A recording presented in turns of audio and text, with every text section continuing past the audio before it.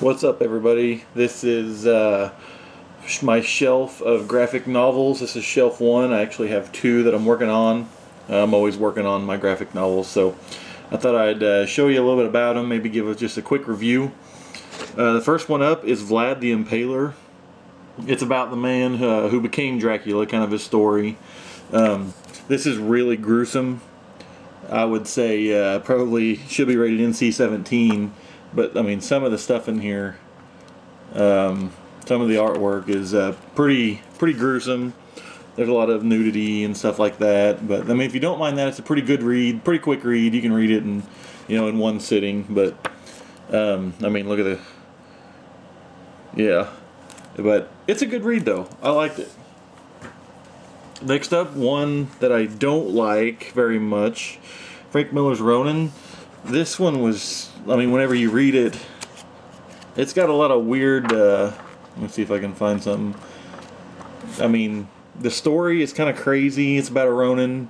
He loses his master, so he becomes a Ronin. And he goes to like the futuristic, He goes to like the futuristic, world, and there's a lot going on. I really didn't care for it quite a bit. I might need to give it another read, but there's a lot of artwork. I mean, kind of like show you some of it. But anyway, Frank Miller's Ronin. Next up is kind of a kiddie, kind of a book. I'd say if you're 10 to 15 years old, you might like Walker Bean, The Unsinkable Walker Bean by Aaron Reiner. It's okay. It's not too bad. The artwork's pretty cool. I mean, they're kind of give you some of it. Sorry if you can't see that very well, but it's pretty good for a kid's book. I kind of like it too, so it isn't too bad. The Unsinkable Walker Bean. Everybody has this in their collection. The Watchmen. Can't say enough about it.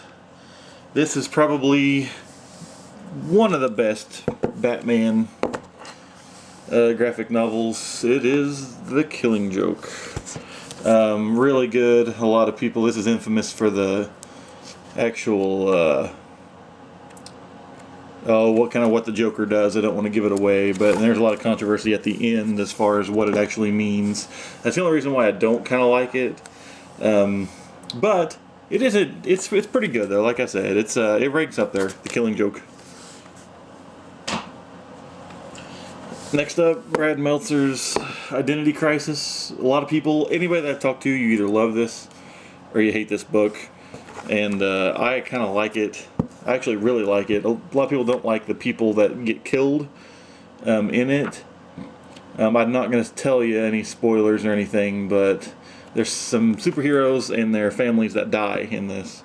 A lot of people didn't like that, but I didn't mind it at all, and I thought it was a pretty good story myself. So, Identity Crisis. This is just I'm gonna have superheroes and just all kind of graphic novels in this. I don't have them categorized or anything. So, Daniel X, Alien Hunter by James Patterson. I didn't like this book as the artwork was pretty awesome, but I'll just show you kind of some of the, that's kind of what it looks like. But I didn't really like the story. The superhero can just imagine anything and then it comes to life, so he can imagine any kind of item and then it appears right in front of him. So throughout the story, I'm not going to give you, like I said, any spoilers or anything, but he could have killed some of the villains very, very easy with his powers, and he just chooses to do it the hard way, it seems like to me. So that's why I didn't really like Daniel X, Alien Hunter. You might like it. Next up, Blankets by Craig Thompson. I actually really, really like this. It's very thick, good. It's about a boy, kind of his growing up, his upbringing. Very, very good though. I highly recommend it. Blankets.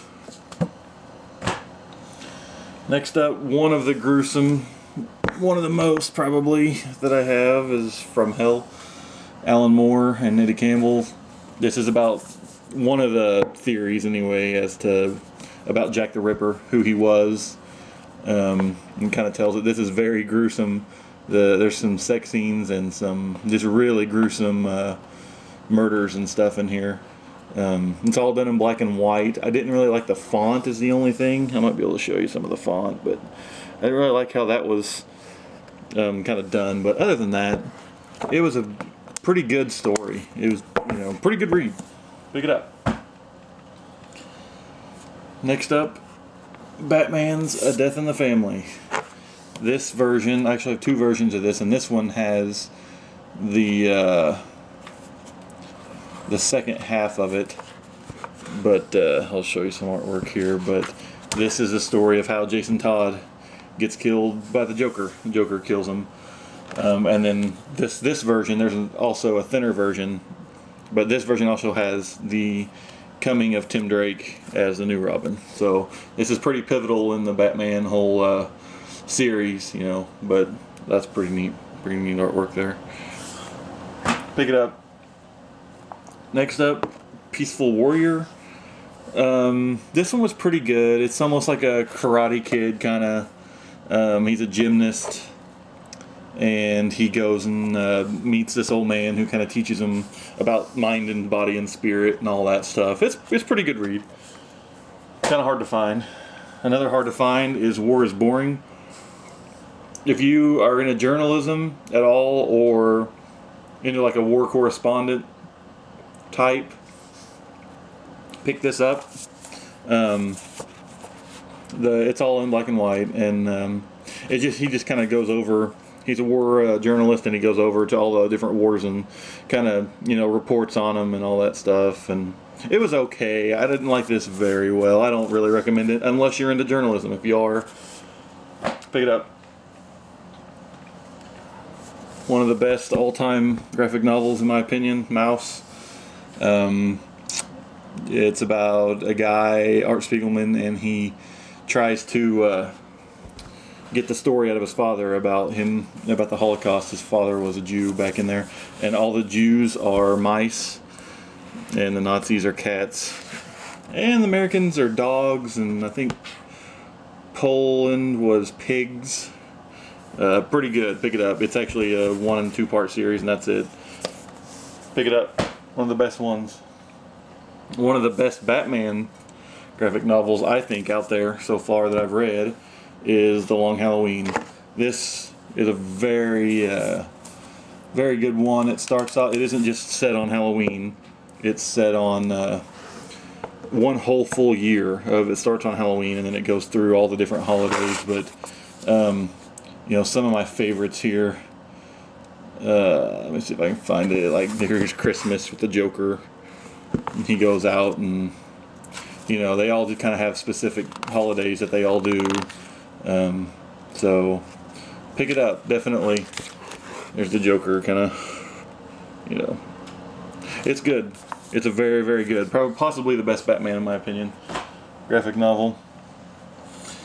And finally, this is going to be it for my shelf 1, Spider-Man Maximum Carnage. I love Venom, I love Spider-Man, and I love Carnage.